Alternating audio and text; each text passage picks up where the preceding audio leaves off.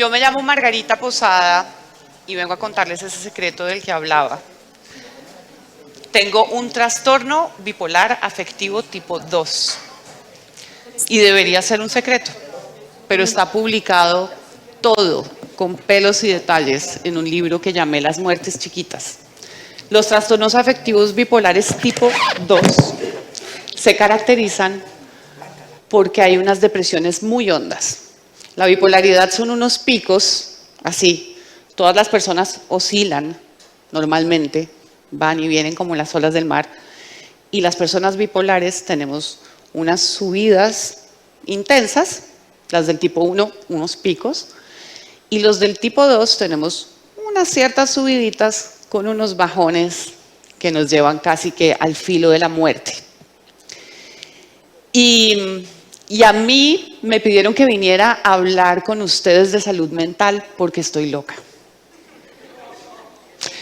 Así es, estoy absolutamente loca y me siento muy feliz de tener un diagnóstico y de saber por qué me comporto como me comporto. Porque uno no es responsable de una enfermedad, uno no es culpable de una enfermedad, pero sí es responsable, sí que es responsable de tratarla y de ver qué puede hacer con ella. Y yo conozco una sola herramienta de la que les vengo a hablar, pero para ponerlos en contexto, yo quiero que ustedes vean el siguiente video.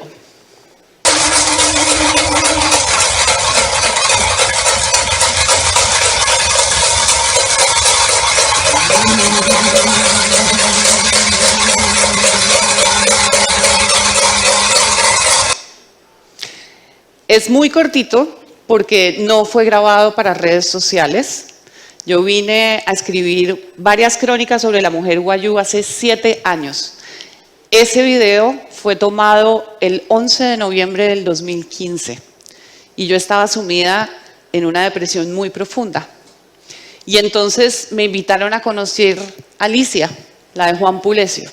Esa es la Outsu que ustedes acaban de ver y esa es una palabra que para algunos alijunas no es muy común, pero para quienes viven acá sí. La Outsu es la sabedora, la chamana, la bruja, como nos dicen a todas las mujeres que queremos tratar de ir un poquito más allá del más acá.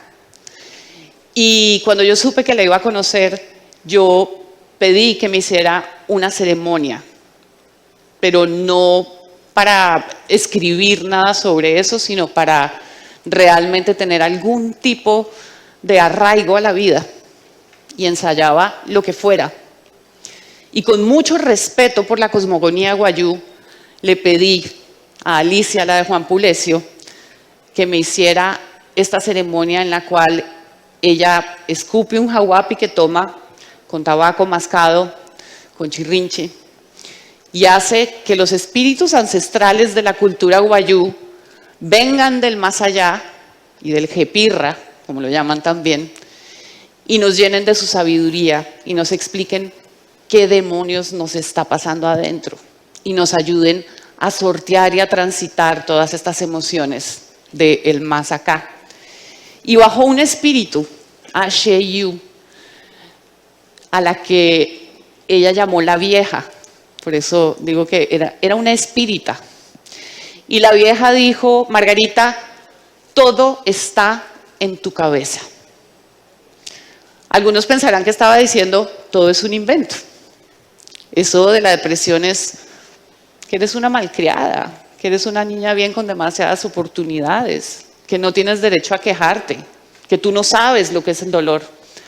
Pero lo que realmente la vieja quiso decir, y yo hoy entiendo, es que la depresión y todo trastorno mental es una cosa que sucede en la cabeza, con la sinapsis entre una de mis neuronas y la que le sigue, que necesita de unas sustancias para poder transmitir las emociones y conectar con la realidad. Y cuando ese sistema físico, químico, que sucede en el cerebro, no está cancionando, como dice mi mamá, el resultado es obviamente una crisis. Y digo todo esto porque yo vengo a hablarles de una sola herramienta que conozco para transitar esta enfermedad, porque no es para que se me quite, ni para curarme, ni para darle la fórmula a nadie. de una cura que no existe. Y esa herramienta se llama creer. Pero vengo a hablar de creer no para hablarles de ninguna religión, de ninguna secta, nada de eso. Vengo a hablarles de creer, sí, claro, de alguna manera como un camino espiritual, pero es que no hay nada más espiritual que la química del cerebro si nos ponemos a pensar. Entonces, por supuesto, me tocó deshacerme de muchas ideas religiosas de mi tradición judio-cristiana para entender que algo superior a mí, con mucha más fuerza que yo, podía contenerme. Y me tocó deshacerme, con todo el respeto para quien le funciona esta idea, de ese Señor con mayúscula que menciona la Biblia, que además es mi obra literaria favorita del mundo, que premia, que castiga, que está todo el tiempo pendiente y que aparte nosotros tenemos la osadía y la soberbia de llamar un ser que nos hizo a su imagen y semejanza, porque en realidad lo que queremos decir es que nosotros estamos hechos como dioses.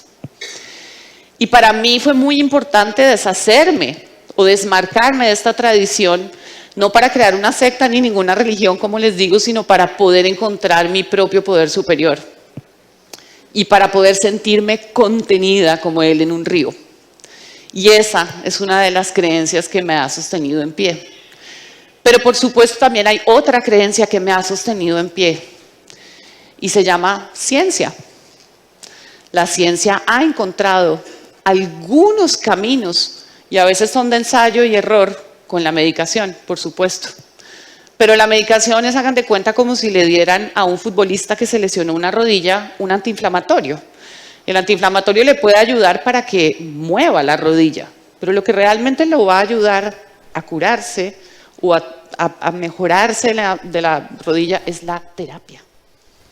Entonces, ahí sigo hacia mi tercera creencia, que es que no es solo una pastilla lo que nos mantiene en pie, es también la terapia.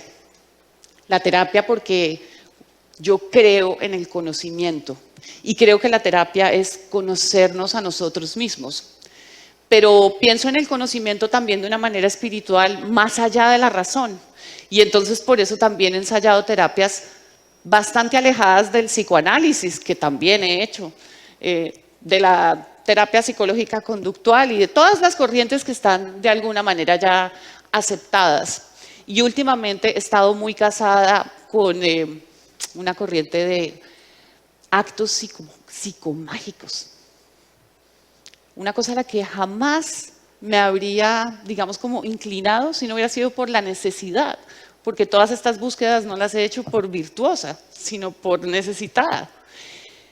Y los actos psicomágicos con los que mi terapeuta me ayudaba a curar han sido muy liberadores, porque según Jodorowsky, que es uno de los, digamos, como grandes abogados de esta terapia, todo lo que tiene que ver con la conciencia, es decir, con la razón, no puede solucionar todo lo que tenemos en el inconsciente. Y él dice que la verdadera conciencia no está en el consciente, que la verdadera conciencia está en el subconsciente y que es ahí donde está nuestra esencia, nuestro duende.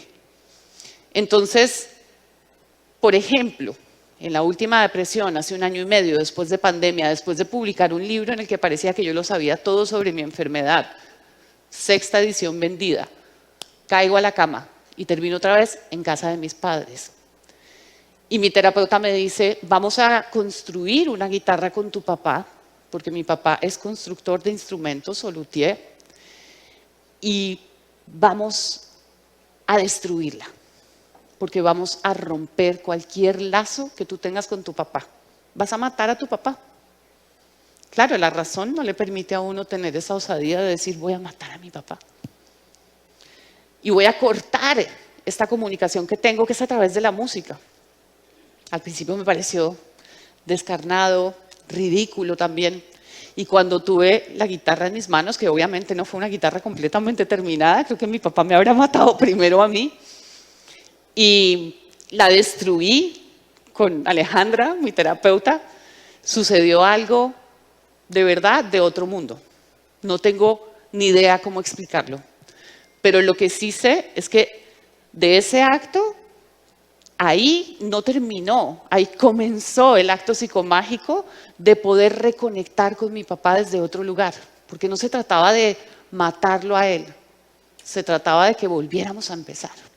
Y esa es otra de las creencias que les digo que me ha sostenido en pie.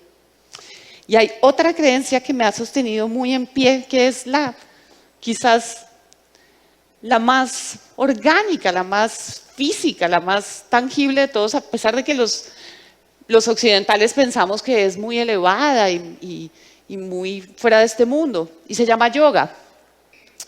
Y son unos estiramientos del cuerpo, porque en realidad lo que sucede es que cuando uno mueve un músculo, cambia un pensamiento.